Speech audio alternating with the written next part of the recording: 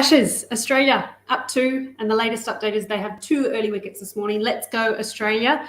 It's 12:30 here in the UK, and I'm Liz Jones, Managing Director at People2People UK and your host of P2P UK Live. We are live on Facebook, YouTube, Instagram, LinkedIn and Twitter, so don't forget to follow us. On today's show, we're going to go through the stat of the week, and this week I want to take a look at the unemployment rate. We've got some hot jobs in the UK, New Zealand and Australia.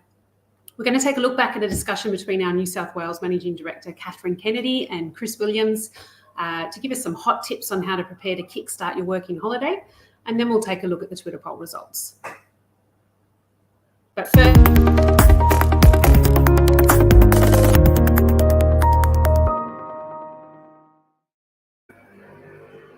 now, unemployment is at 3.8% for the February to April quarter.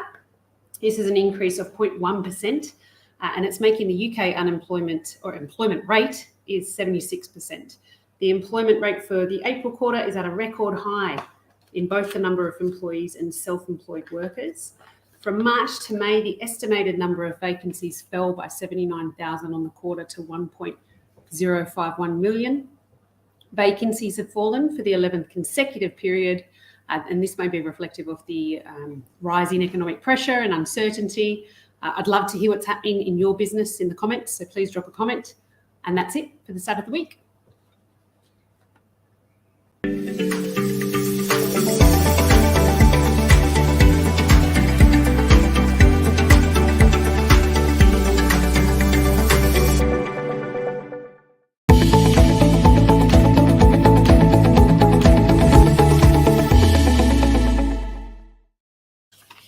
Okay, let's take a look at some hot jobs in the UK this week. The first job that we have is a communications manager, and this is in southeast London.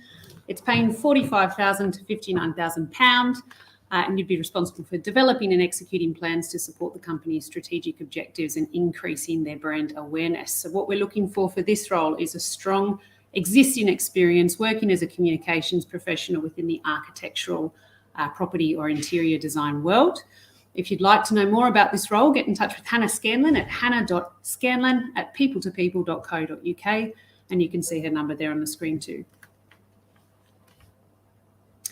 The second role that we have is an on-site support worker, which is based in Wembley, southeast London. We're looking at paying £25,000 to £27,000 for this role, and you'd be responsible for delivering high care support to individuals with mental health conditions. Previous experience in caregiving mental health support is essential for this role. And if you would like to know more, get in contact with Sam Tilby at sam.tilby@people2people.co.uk. And that's all for the UK.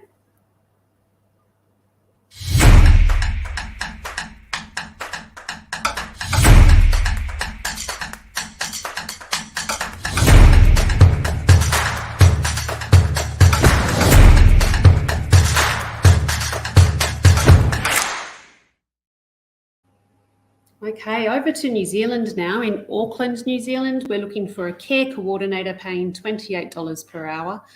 This role, you'll be responsible for a regional portfolio, ensuring that support and care workers are rostered and scheduled efficiently while meeting guaranteed working hours. We need somebody for this role who's strong and confident communicator and who can hold their ground when needed. If you want to know more about this role, please get in touch with 𝐤𝐻𝐻𝐻, I hope I pronounced that correctly, at monishka@frogrecruitment.co.uk.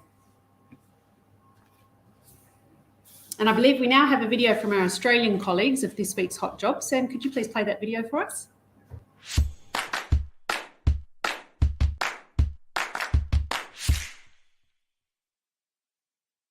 Hi, I'm Marie here from the People2People supply chain team here in Sydney. I have multiple opportunities for warehouse assistant roles to join our globally recognised clients across Western Sydney suburbs. I'm currently on the search for candidates who consider themselves motivated, dedicated and hardworking to join these teams in the operations of the warehouse. Key responsibilities will include processing inbounds and outbound orders effectively, handle products with care in accordance with the high quality standards, maintain a safe and organised working environment, and be able to focus on upskilling your career for a long-term opportunity. These roles are working full-time, Monday to Friday, and do have above award rates, anywhere between $29 to $32. To be successful, you must have previous experience in a similar role, ability to work efficiently within the business in a fast-paced environment, be able to engage and influence others with strong communication, and have a high level of accuracy and attention to detail. If this is something that you are interested in, please apply now and I'll be in contact. Thank you.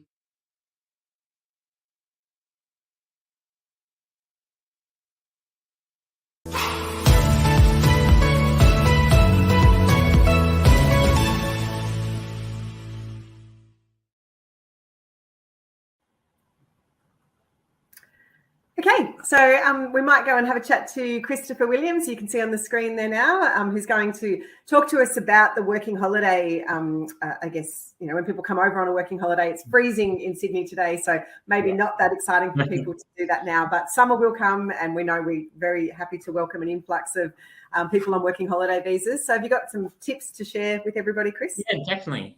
So I actually have 3 tips today. So I know obviously when you're coming to a new country, it could be a bit daunting, I guess, if you're not familiarized with the market and, you know, what job prospects are like out there. So 3 simple tips that anyone of any industry or any type of role can kind of do in a little bit of preparation. So very basic, but very straightforward is research the job market. So make sure you've done a little bit of a review of, you know, the type of roles that you're looking to target, what industries are thriving, what's the in-demand skills, you know, what prospects are there for people on a visa within those types of roles.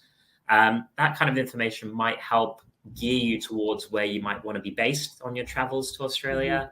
Mm-hmm. Perhaps if you want to get into the mining industry, you know, maybe somewhere like Western Australia would be much better than if you were to go to Tasmania. So make sure you do your research. The other one is tailor your application. So tailoring your application is really important because perhaps where you're coming from, the standards and expectations for certain roles is different when you go for applying for a position. So make sure you highlight your relevant skills, your experience, the qualifications, and I guess how they align with qualifications within the country you're traveling to. That's going to be really important to make sure that you get a better success rate with the types of roles that you're applying to. And the third one is utilize any job portals or any online resources that you can do. This is something that you can start doing before you actually do your travels. So whether that be going onto Seek, LinkedIn, Indeed, or even if you're going via an agency, going directly to their main website. So I know that People to People, we advertise majority of our roles all across our website. And that way you can kind of see some trends as well of what type of positions are coming up in certain states, and maybe at what time of year would be best to go to certain places. All very simple tips, but I think if you kind of do these 3, it might ease a little bit of the worries that you may have of traveling to a new country. Amazing, really insightful tips there. Thank you very much, guys. And those jobs, shout out to Australia and New Zealand. There's some really interesting jobs there. I think we've got some comments coming through. So Joseph Talufa, thanks for joining. Yeah, absolutely. Get in touch with the team. I'm sure that they would be able to help, depending on whether you're looking in Australia, New Zealand, or the UK. We've got a comment here from Mark Smith, who is actually travelling from a Qantas flight from Perth to Sydney. Hello, Mark. Do I think it will rise in the next quarter? I actually, despite uncertainty, think that it's going to remain pretty steady for the rest of the year. The UK economy is booming and there's unlimited jobs, definitely more jobs than candidates right now. So I do think it's going to remain steady. Maddie, thank you. Sam, great tips. Good advice from Chris. Fantastic. And we've got some notes there as well and some links in the comments if you want to check out some more information. So thanks, guys. Now, what I'd like to do is take a look at the Twitter poll.